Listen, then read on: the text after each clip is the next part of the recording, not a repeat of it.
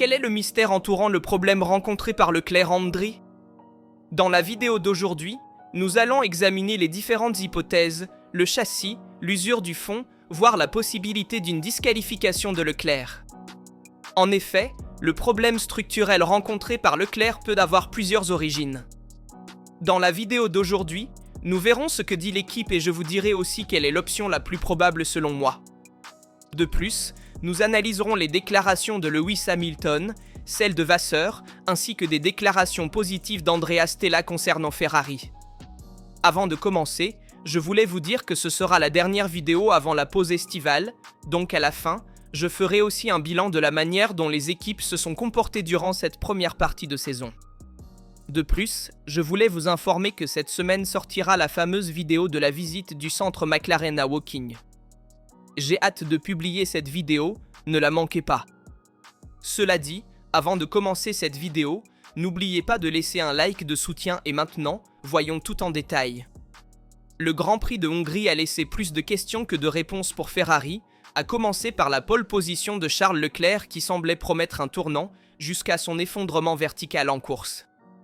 L'analyse post-week-end tourne autour d'un mystère technique impliquant le châssis, la fondation et même une hypothèse de disqualification, tandis que Lewis Hamilton traverse le moment le plus difficile de sa carrière récente.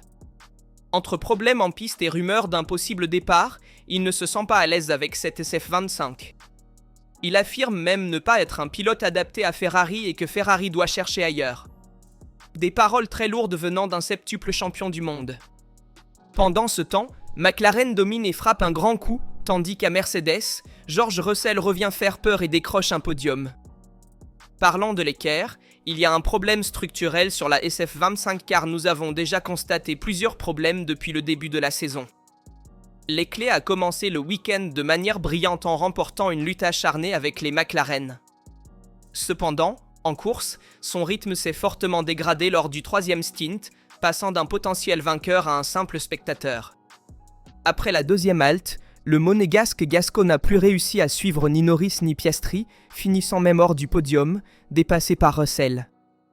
L'équipe a initialement évoqué des problèmes d'équilibrage et un possible dommage au châssis, mais avec le temps, une autre hypothèse est apparue, l'usure du fond plat liée au sautillement enregistré lors des premières phases de la course. Selon certaines rumeurs dans le paddock, la SF25 aurait même été menacée de disqualification pour non-conformité technique. Si elle avait dépassé la consommation excessive de carburant dans les limites réglementaires de Fiat Leclerc via radio, celui-ci s'était violemment exprimé « Je ne peux pas conduire comme ça », mais il a ensuite admis qu'il y avait quelque chose qu'il ne savait pas. Maintenant, je comprends. Un détail qui laisse penser à un problème structurel apparu trop tard. Le directeur d'équipe, Frédéric Watser, a reconnu que la déception était grande. Selon lui, Leclerc avait le rythme pour rivaliser avec les McLaren, mais quelque chose n'a pas fonctionné.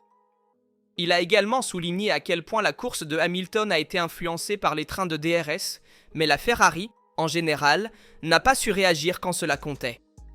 Passor s'est laissé aller en disant « Si tout s'était déroulé sans accroc, nous aurions été là, la performance était là, mais nous n'avons pas réussi à en tirer parti et George Russell a amené Mercedes sur le podium en doublant justement Leclerc. » C'est justement le même George Russell qui a proposé une lecture alternative et inquiétante. En effet, selon lui, la SF25 montrait des signes d'usure suspecte sur la partie inférieure. Je n'ai pas entendu ce que Ferrari a dit, mais de l'extérieur, il semblait qu'ils risquaient une infraction technique. Ils ont perdu trop de rythme en trop peu de temps. Ce n'est pas la première fois qu'une équipe est surveillée pour l'usure de la fondation. Rappelons Austin 2023, lorsqu'Hamilton et Leclerc ont été disqualifiés pour la même raison, ou encore la disqualification qui a eu lieu en Chine cette année. Si cette hypothèse est confirmée, cela pourrait expliquer beaucoup de choses, et le week-end de Hamilton a été catastrophique, mauvais en qualification, très mauvais en course, hors des points sans jamais l'avoir été compétitif. Et après le GP, Lewis a semblé particulièrement frustré. Il y a des choses qui se passent en coulisses que je n'aime pas. Certains pilotes parlent d'une mauvaise synchronisation technique avec l'équipe, d'autres de déception personnelle face à la difficulté d'adaptation à la SF25. Pour l'instant, la seule certitude est qu'Hamilton est méconnaissable et que Ferrari n'arrive pas à l'aider. Pendant que toutes ces situations se produisent, nous voyons une McLaren continuer à dominer, malgré le fait que Leclerc ait réussi à prendre la pole position en réalisant un tour sensationnel, en se plaçant devant tout le monde, faisant la différence plus par talent que par la voiture elle-même. D'autre part, nous avons vu une McLaren très forte dans la seconde moitié de la course, mais attention, car le même Andrea Stella a déclaré que Ferrari serait compétitive dans la seconde partie de la saison et pourrait lutter avec McLaren pour décrocher des victoires.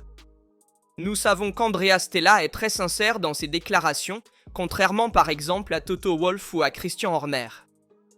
Donc je prends ses paroles pour vraies. Nous avons vu un excellent rythme de Ferrari dans la première partie de la course lorsque le problème technique de Leclerc n'est pas survenu, et donc sans ce problème, Ferrari pouvait facilement lutter pour la victoire.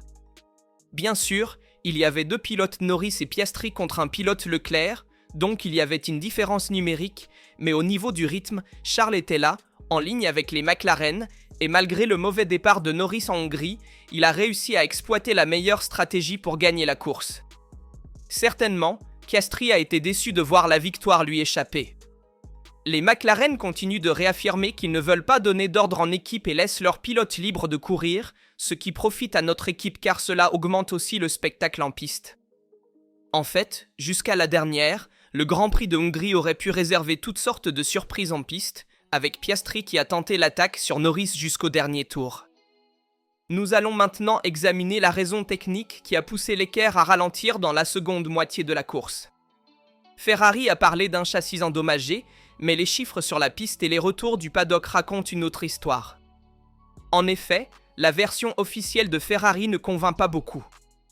Leclerc n'a subi aucun contact, il n'y a pas d'image de passage violent sur les bordures et surtout, la perte de performance n'est survenue qu'à la fin de la course. Il portait des pneus neufs. Et c'est là que naît le doute. Si ce n'est pas le châssis, qu'est-ce qui a fait s'effondrer ainsi la SF25 ? Selon George Russell, Ferrari aurait dû augmenter la pression des pneus hards pour éviter une usure excessive du fond plat. Cela me semblait évident, a déclaré Russell. Ils étaient probablement aux limites avec le plancher et ont dû relever la voiture en modifiant la pression. C'est la seule explication logique. Charles roulait très fort lors des 2 premiers relais, a dit le Britannique à la fin de la course. En effet, à l'intérieur du paddock, des voix plus autorisées ont confirmé que lors du dernier jeu de pneus, les pressions étaient plus élevées chez Ferrari. Aucun team n'a communiqué de radio concernant lift and coast ou de réduire la pression sur les vibreurs pour Leclerc, donc le fond plat n'était pas le problème direct, mais les pressions ont leur importance, et il ne faut pas non plus oublier la Chine, lorsque Ferrari a déjà été disqualifié pour usure excessive du plancher. Cela devient un problème récurrent pour Ferrari, et ils voulaient éviter la disqualification, ils ont donc pris des mesures en augmentant la pression des pneus lors du dernier stint. Leclerc n'arrivait pas à piloter avec cette pression. Évidemment, lorsque la pression dans les pneus est plus élevée, la voiture a une hauteur au sol plus grande, ce qui réduit l'utilisation des canaux Venturi et donc la portance aérodynamique, tandis qu'à l'inverse, avec une pression plus faible, on peut exploiter davantage les canaux Venturi, augmenter la portance aérodynamique, mais cela comporte aussi un risque accru d'usure du plancher. La situation, si elle est confirmée, serait préoccupante car cela signifierait que la SF25, bien que performante dans des conditions idéales, dispose de marges techniques extrêmement limitées. Une voiture sensible à la hauteur au sol, vulnérable à l'usure du fond plat et contrainte à des adaptations compromettantes comme l'augmentation de la pression des pneus. Et si tel était le cas, chaque circuit bosselé avec des vibreurs élevés pourrait représenter un risque concret de perte de compétitivité ou, pire, de dépasser les limites techniques imposées par la FIA. Ferrari n'a officiellement pas changé de version et attribue toujours le problème de Leclerc au châssis, mais objectivement, cette lecture qui vient directement de l'intérieur du paddock, à savoir que Ferrari a été contrainte d'augmenter la pression des pneus hards lors du dernier stint, est la théorie la plus convaincante. À Maranello, il travaille pour essayer de trouver des réponses à ce problème de Leclerc, car la seconde moitié de la saison commencera fin août. On veut vérifier ces problèmes, notamment pour Monza et avec une McLaren si dominante, une Mercedes qui est revenue car sur le rythme de course, elle était au niveau de McLaren, Ferrari ne peut pas baisser la garde, surtout que la lutte pour la 2e place au championnat des constructeurs est plus ouverte que jamais. Leclerc ne peut pas se permettre de gâcher d'autres week-ends, bien sûr pas à cause de lui, mais à cause de la monoplace. Et Hamilton ne peut même pas le faire, qui doit tenter de se rattraper en qualification pour ensuite s'améliorer en course. Mais allons voir comment Hamilton a abordé cette course et ses déclarations. Ce que nous avons vu à Lingalo-Ringa est peut-être le moment le plus bas de la carrière de Lewis Hamilton en Formule 1. Une 12e place amère, très loin du podium et encore plus éloigné des attentes qu'il avait en arrivant chez Ferrari. Mais ce n'était pas seulement un week-end décevant, c'était un signal d'alarme, car à la fin de la course, Hamilton n'a pas parlé uniquement de pneus, de stratégie ou de trafic, il a parlé de quelque chose qui va au-delà, de problèmes en coulisses, de fractures internes et de la sensation de ne plus être au bon endroit. La défaite commence dès le samedi. Hamilton est éliminé en Q2 pour quelques millisecondes et sa réaction est glaciale. Il ne crie pas, il ne se défoule pas. Il murmure une phrase sèche qui pèse cependant comme un coup de massue. Peut-être que Ferrari devrait changer de pilote. Une phrase qui n'arrive pas par hasard est l'expression d'un mal-être plus profond qui trouve ses racines dans un projet qui n'a pas encore fonctionné. Pourtant, Hamilton jusqu'à peu de GP semblait en progression. La sensation avec la SF25 en qualification s'améliorait et l'écart avec Leclerc semblait se réduire, mais Budapest tout s'est effondré, d'ailleurs sur l'une de ses pistes préférées. La Ferrari décide de faire partir Leclerc sur Gomard dans l'espoir d'allonger le premier stint et de gagner avec un overcut, peut-être en profitant d'une voiture de sécurité. Mais le plan échoue après quelques tours. Hamilton reste coincé dans le trafic, bloqué dans le peloton, guidé par Alonso avec une voiture sale et zéro possibilité de dépassement. Pendant ce temps, les freins commencent à surchauffer. L'équipe le prévient à plusieurs reprises par radio, utilise le lift and coast, gère le freinage, refroidit le système, mais sur une piste comme le Nürburgring, où l'on freine souvent et fort, limiter l'usage des freins signifie rester derrière. Le résultat est que Hamilton n'arrive jamais à trouver le rythme, il passe toute la course dans le groupe incapable d'avancer même après le passage en pneu médium. Il termine 12e sans jamais vraiment lutter pour les points. et c'est son pire résultat en carrière à Hungaroring où il avait déjà gagné 8 fois en fin de course. Devant les micros, Hamilton est froid, mesuré, mais pas moins dur pour autant. Je ne me suis pas senti frustré, mais je ne pouvais pas faire beaucoup plus, dit-il à Sky.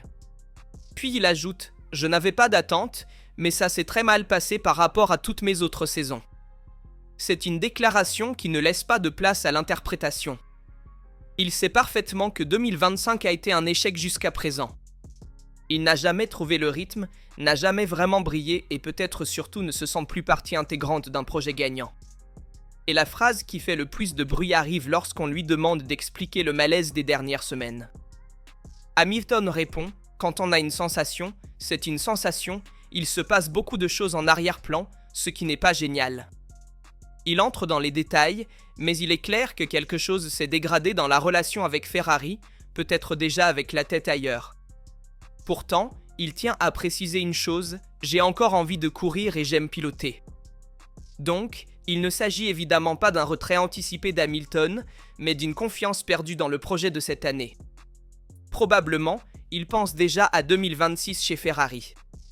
Il faut aussi considérer que Hamilton se trouve dans un projet né de zéro dans une équipe qui a construit la SF25 autour de Leclerc avec une philosophie technique qui ne correspond pas vraiment à son style. Nous savons qu'Hamilton ne s'est jamais senti à l'aise avec les voitures à effet de sol, pour la façon dont elles génèrent la charge aérodynamique et comment elles doivent être exploitées en virage. À plus forte raison, changer de Mercedes à Ferrari change complètement la philosophie. La Ferrari continue à souffrir dans l'air sale et à générer trop de chaleur sur les freins et commence à avoir des fenêtres d'utilisation trop étroites sur les réglages et les pneus. Dans ces conditions, un pilote de combat comme Lewis se trouve désavantagé, il ne peut pas exprimer d'agressivité, il ne peut pas rattraper en course et il est pénalisé par des stratégies conservatrices qui semblent ignorer son style. Hamilton a un contrat jusqu'en 2026, mais Ferrari devra gérer non seulement le développement technique de la voiture, mais aussi le moral de son septuple champion du monde. Et même Vasseur a défendu Hamilton en disant « Il n'est pas démotivé, il est simplement frustré, mais il reviendra plus fort », a déclaré Vassir. Lewis est exigeant avec l'équipe, avec la voiture, avec les ingénieurs et aussi avec moi-même en référence à Vassé, mais surtout avec lui-même en référence à Lewis. Et c'est aussi pour cela qu'il est septuple champion du monde. C'est ce que Vasseur a déclaré. En ce moment, Lewis est frustré et se trouve dans une situation où il ne peut pas exprimer son potentiel et ne parvient pas à améliorer cette monoplace qui ne s'adapte pas à son style de conduite. En effet, il est probable que dans la seconde moitié de la saison, nous pourrions peut-être voir des victoires de Leclerc, mais il n'est pas certain que nous verrons des victoires de Hamilton car Lewis semble vraiment ne pas s'adapter à cette voiture, et si vous remarquez, lorsque Leclerc est très performant, Hamilton rencontre des difficultés. Pensons par exemple aux dernières courses, à Monaco, alors que lorsque Leclerc est en difficulté, Hamilton parvient à briller. La course sprint à Miami, la course sprint en Chine. Les deux pilotes ont un style de conduite très différent et ont donc des besoins différents en ce qui concerne la monoplace. Ferrari suit actuellement le développement de Leclerc, car c'est une voiture construite sur sa base et elle est adaptée à une conduite avec un arrière plus instable, ce que Hamilton lui reproche fortement. Il est donc probable que dans la seconde moitié de la saison, nous verrons un Hamilton de plus en plus concentré sur 2026 et un Leclerc qui cherchera à décrocher des victoires avec cet SF25 qui a néanmoins montré un excellent rythme après la mise à jour du fond et de la suspension arrière. Cela a également été déclaré par Andrea Stella lui-même, qui a dit que Ferrari luttera pour les victoires dans la seconde moitié de la saison, donc il reste à voir. Il faut aussi mentionner, comme l'a dit Vasseur, que Hamilton avait un bon rythme en Hongrie, mais était bloqué derrière un train de DRS.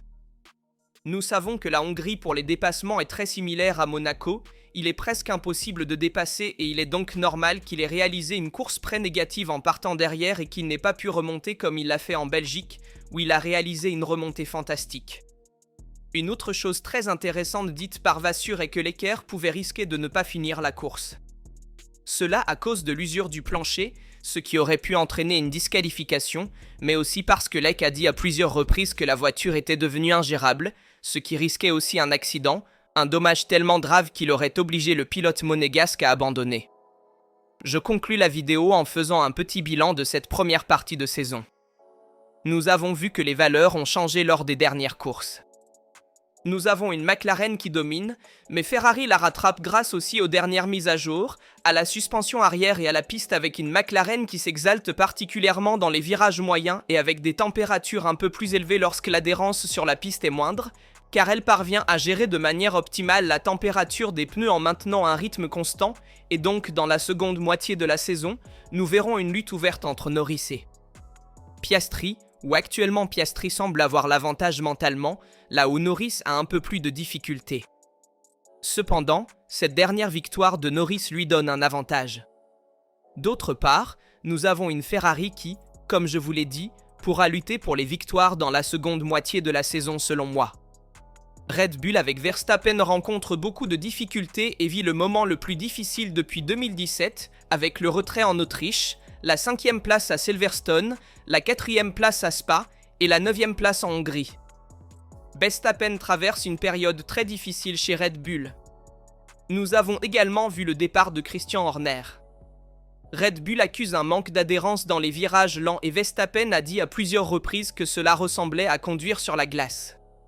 Même les Racing Bull sont parfois plus rapides que Verstappen, donc actuellement Red Bull semble être la 4e force, surtout parce que Mercedes est en croissance.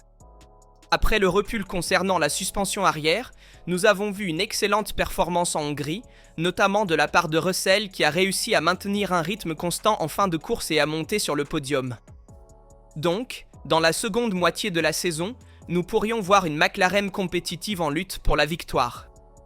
Ensuite, nous voyons Mercedes et Ferrari qui sont là derrière en train de se battre, et actuellement, Red Bull semble être la 4e force, mais il ne faut jamais sous-estimer Verstappen, qui est quadruple champion du monde. Certainement au niveau du classement, Red Bull est la 4e force, mais en termes de performance sur la piste, cela dépendra beaucoup du type de circuit et aussi des conditions. En ce qui concerne les autres équipes, je vois une nette progression d'Aston Martin qui a réussi en Hongrie à obtenir une 5e place avec Alonso et une 7e place avec Stroll.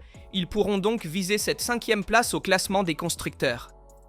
Williams semble être en difficulté, mais selon moi, ils seront plus performants sur des circuits à faible charge aérodynamique, comme en Hongrie, ce qui explique leurs difficultés. Sauber avec Bortoleto en Hongrie semble être en croissance, mais là aussi, les performances sont fluctuantes, tandis que Racing Bull semble être un peu plus constant avec Ajar et Lozon, alors que Alpine est actuellement en difficulté, occupant les dernières positions du classement. Que attendons-nous de la seconde moitié de la saison?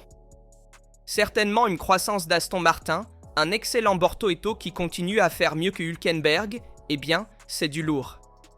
Une croissance aussi d'Antonelli que nous attendons plus d'une fois dans le top 10 et il sera intéressant de voir qu'il emportera aussi chez Racing Bull entre Lozon et Ajar. Faites-moi savoir dans les commentaires votre avis sur cette première partie de saison et sur le problème technique rencontré par l'équipe. Je suis curieux de lire et de répondre à tous vos commentaires. Comme toujours, je vous rappelle de laisser un like, de vous abonner et d'activer les notifications pour ne manquer aucune vidéo sur la chaîne. Je vous souhaite une bonne pause estivale et de bonnes vacances. Ici, tout de rat. On se voit lors d'une prochaine.